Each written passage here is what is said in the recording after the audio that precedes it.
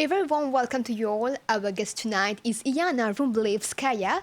She is the national head coach of the Rhythmic Gymnastics in Mauritius. And tonight, during this episode of One on One, Iana is going to explain to us more about what this discipline is exactly about and also talk to us about a major upcoming competition which will be held in Mauritius soon. Iana, thank you so much for joining us in the studio of the MBC. Good evening. Iana, rhythmic gymnastics is a sport that combines art, dance, expression. It exists since the 1800s, right? So tell us, how is it performed exactly and what is it all about? Rhythmic gymnastics is a female-only sport. Even though men started to practice it few years back, but at Olympic Games it's still performed only by women, and it's the last Olympic sport for girls only, let's say. And it's performed to a music, so it combines, like you said, art and dance, but also technically it requires a lot of coordination with ribbon, with hoop, ball, clubs. This main apparatus in rhythmic gymnastics. And how is it different from artistic gymnastics, maybe?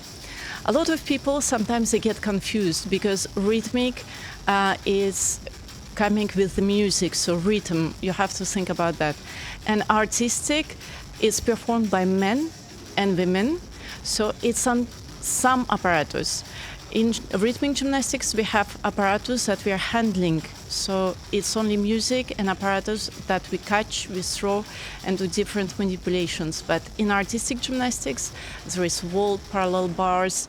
So you have to think that it's a gymnast who actually performs something on top of some apparatus. Do you believe then that the fact that the rhythmic gymnastics is a combination of sport, dance, art, the essence of that discipline is self-expression? Yes, of course. A lot of girls, when they start gymnastics, it helps them with self-confidence because they're very shy in the beginning. They come, and when we compose choreographies, you have to be technically prepared, you have to show flexibility, but also you have to express yourself like almost like on a theater, on a stage. It requires a lot of creativity then to perform that sport, right? Yes. A lot of girls who like dance and like different colorful outfits, and also we have apparatus that is very shiny, sparkling, so the girls love ribbons and balls. But then when they start practicing, they understand it's not only fun, but it's also a lot of work behind. Yeah, indeed. Iana, would you say that rhythmic gymnastics is an agile sport to teach body awareness and control skills that will assist in the development of athletic potential for any other sporting endeavor? Generally, gymnastics is same like swimming. It's a live sport, that everybody can practice. But of course, rhythmic gymnastics is mostly for women because it's more artistic, and even men practicing, for me, sometimes it's a little bit funny because handling apparatus, and to do different figures with ribbon and ball, for me, it's more female than male. However, in ballet, we have male and female performers, and the argument of Olympic Committee right now is that all genders have to be included. So I don't know what will be in future. Maybe we'll have pairs of men and women doing some acrobatic things with apparatus. So it evolves. Every 4 years, we have different rules. Every Olympic cycle, some new rules coming in point of codes. Code of points. It's like a Bible for rhythmic gymnastics rules, values, and elements that have to be performed. There's actually an element of grace that is present in rhythmic gymnastics, which maybe that's why more women are inclined to perform it. Don't you think so? Yes, it is indeed a very graceful sport. Also, you have to express yourself with music. Girls, when they're small, it's a coach who's preparing their routines. But when they're growing up, they can select their own music suitable to their character. And artistic point is very important in rhythmic gymnastics. The judges in a panel of judges, we have 3 categories: for technical, artistic, and execution.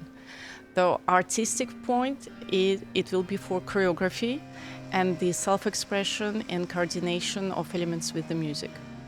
But do we actually have different levels of our rhythmic gymnastic? We have recreational level. Anybody can do rhythmic gymnastics at recreational level. Girls start from 4 years old, and there is no limit. If a grandmother wants to practice rhythmic gymnastics, it's possible. But in our school in Mauritius, we have limited hours. So we have girls from 4 to 16 years old. And we have recreational levels when they practice only for pleasure, for fun, 1 hour per week. Then we have advanced recreational level, where there is a little bit more practice. And then the girls can be selected for competitive level. But then it can be performed at any age, right? The different levels. Recreational level can be performed at any age, but for competitive level, selection happens very early, like between 6 and 8 years old, from the girls who already started from 4 years old, and then they can advance and practice more hours and participate in competitions. And are there any basic skills that one should know before joining the rhythmic gymnastic class? Is it required to do some flexibility training? For recreational level, everybody can come and start from absolute zero. But for competitive level, we look for special skills, yes. The fact that rhythmic gymnastics is performed with some apparatus, is it then dangerous or may seem risky for an athlete? Rhythmic gymnastics is a lot more safe than other sports. If you think about ski, or if you think about like motorcycling, there are a lot more sports that are more dangerous than rhythmic gymnastics. For our sport, we need to have a lot of coordination, and not only with one hand, like for example in tennis, you will use one hand all the time, but we use 2 legs, 2 hands, and we use sometimes different parts of the body to catch apparatus in some incredible positions. So it's a lot to do with coordination, yes. Yeah. When we look at it, it's so eye candy, the costume, the music that is accompanying it, but also requires a lot of hard work, right? Hours of training to be able to execute that on stage. Yes, it's very similar to a dance, because when you have ballerinas performing, you know how many hours they spend doing same movement every day over and over to have it perfect. And this where you're supposed to have something graceful, very simple, and you think, oh, it's easy, I can also do it. But behind, there are a lot of hours of training, yes. And in what ways do you agree that rhythmic gymnastic help in developing, not only the self-confidence, but the posture and the coordination as well? I totally agree. I totally agree that it develops coordination and posture. And even if gymnasts who are practicing with us maybe will not succeed in a professional level, competitive level, but they will have friends, they will have self-confidence. A lot of girls, when they start, they tend to show everything they learn at home. So we have parents commenting that, oh, I have to remove vases, I have to remove fragile things at the house because my girl is doing cartwheels and throwing ribbon and throwing ball at home because she's practicing. And then, of course, we have self-promotion in a way because our gymnasts will go to school and they will show to their friends, and then their friends will come and will ask to join. So we basically don't do much advertising, and we are every time full. Yeah, now take us a bit to your journey. It's been so many years that you practice rhythmic gymnastics. You're now the head coach of the Mauritian Federation. So what sparked your interest in that field? I started rhythmic gymnastics in Russia at 5 years old, and I had no idea where I will be going with the sport. Decision to join professional team was coming by coaches selection, not by me, and I had to decide yes or not. Then it evolved, and I was in Russian team. Then I started sports studies. And 12 years ago, I came to Mauritius for personal reasons. I was on holidays, and I inquired if there is gymnastics in Mauritius. There was no federation. And how do you see your journey so far, as an athlete? What are the different competitions that you took part? Maybe some of your highlights you could share with us? Well, highlights of any gymnast that will be winning something, but to encourage other girls who take it very personally when they don't succeed at very first competitions. My first competition, I was last place, and of course, like I see a lot of my students, my gymnasts who are crying and tears are running, when we have first competitive event. It doesn't mean anything in a long term. You can be last, and then after a few years of training, you can be first. It all depends on your motivation, persistence, and a lot of work at home as well as in a gym. So if you really want to succeed, you will succeed in any discipline, including rhythmic gymnastics, especially if you have talent for it. How did you deal with the challenges that you faced in your journey? In any discipline, in sport or in life, you will have challenges. So it's important to have support behind, family, friends, and also students who really need you to help them, and this what keeps you moving forward. Let's say even sometimes you want to quit. And also share with us, where do you derive the creativity, to come with a choreography of rhythmic gymnastic? For me, it all starts with the music. Sometimes I can travel and I can see something, or I just simply hear some music on the radio or in a movie. Very often it comes from movies because it has visual effect together with the music that matches. And this is where it starts. Sometimes I can wake up in the middle of night and I will think about something, and I said, I want to create this, because we have sport choreography and we have also shows. Talking about which, at the African Championships, we'll have closing gala, and I think a lot of spectators will enjoy it.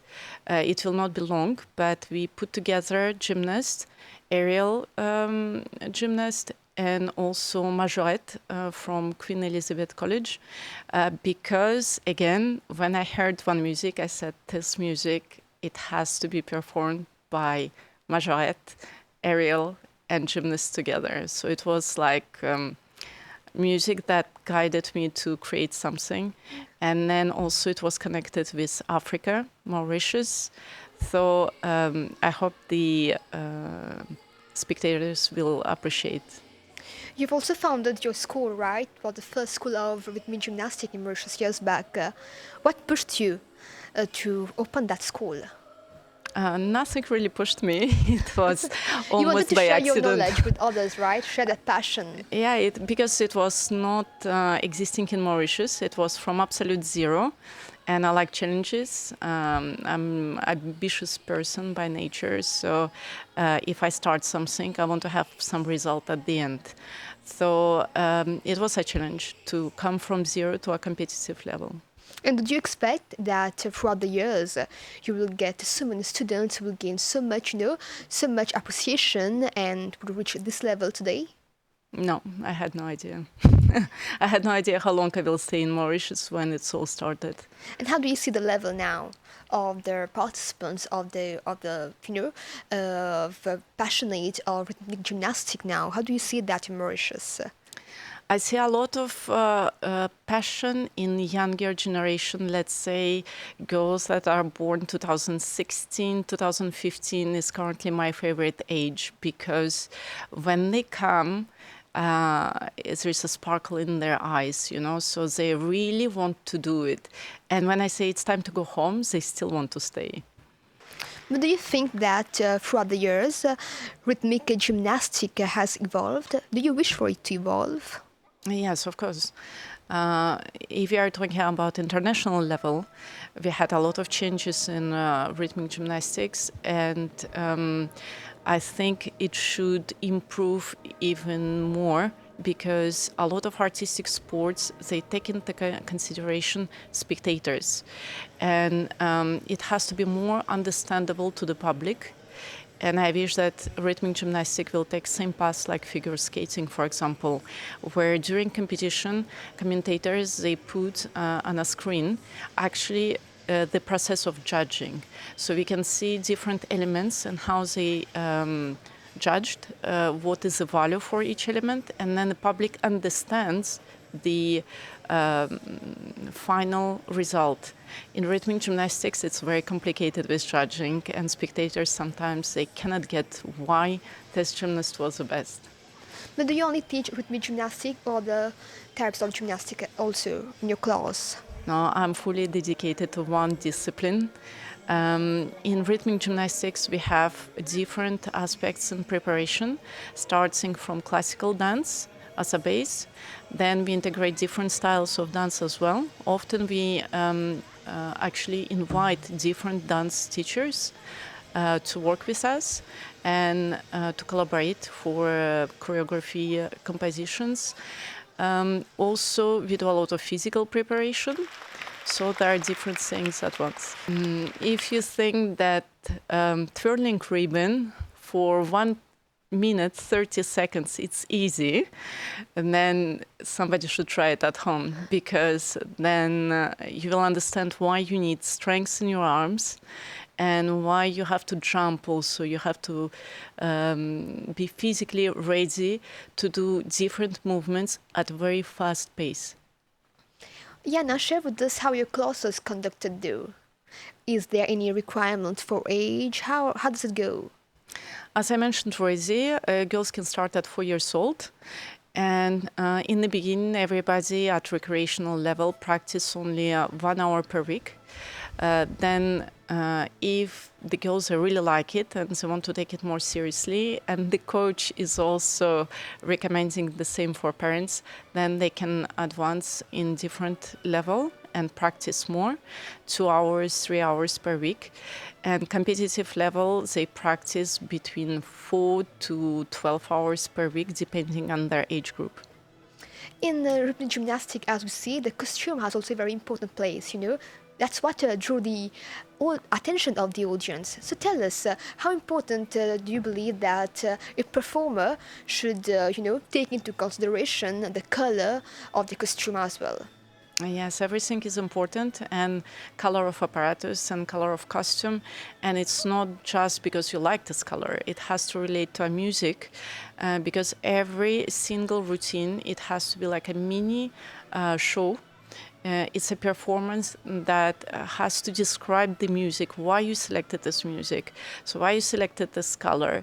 Of course, if it's a soft music, then it can be related to ocean or air or something, and you can imagine already light colors.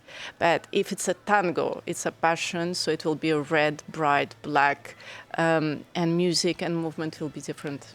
So should there actually be a concept linked to the performance? Absolutely, yes. Okay, and now the 17th African Rhythmic Gymnastics Championship Gala will be held on the 19th and the 20th of May. Tell us more about the competition and what's the main aim of that. Well, it's actually our first historic event in gymnastics for the country, and I hope to see a lot of spectators coming and discovering rhythmic gymnastics if they had no idea about the sport, discovering that it exists in Mauritius, and also watching best gymnasts in rhythmic gymnastics coming from different African countries. Will there be different categories then? Yes. African Championships on 19th and 20th, we have seniors. It's a qualification for World Championships, actually. Such an important one. It's a very important event. And the strongest countries, there are Egypt and South Africa. During last 6 years, it was Egypt that was every time leading for African continent. We'll see this year. How are the preparation going, and what are your expectations with the Mauritian participants? Mauritian participants will be at the Africa Cup, not in the African Championships, because we don't have seniors yet. We had, but they quit gymnastics before we had federation and everything. So this is my third generation of gymnasts, and we have 4 juniors.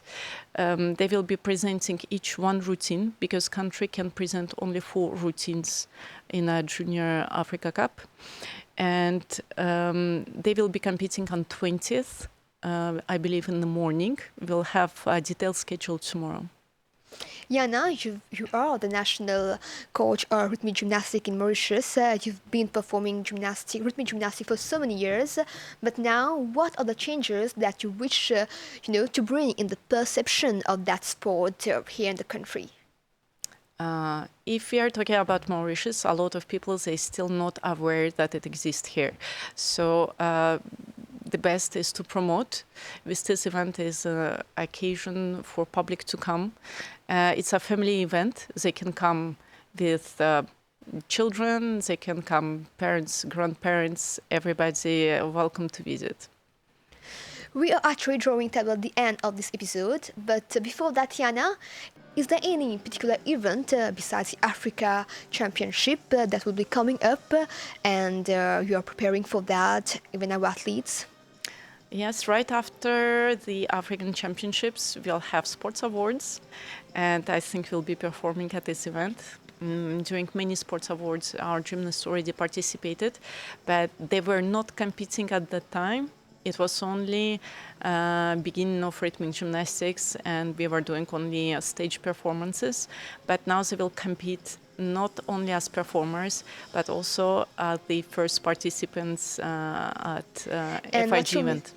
And what's your message, to encourage the audience to support rhythmic gymnastics and our participants for their upcoming competitions? It's a beautiful sport. It's a first time in Mauritius event. It will be in Sports Wikipedia. So I think it's important that a lot of Mauritians will come to support first Mauritian gymnasts during first gymnastics event. Thank you so much, Iana. It was a delight to have you on the set tonight and learn more about, this graceful sport. Thank you. Dear viewers, we have now come to the end of this episode. Thank you for your time. We hope to catch you next week at the same time, same channel. Have a great evening.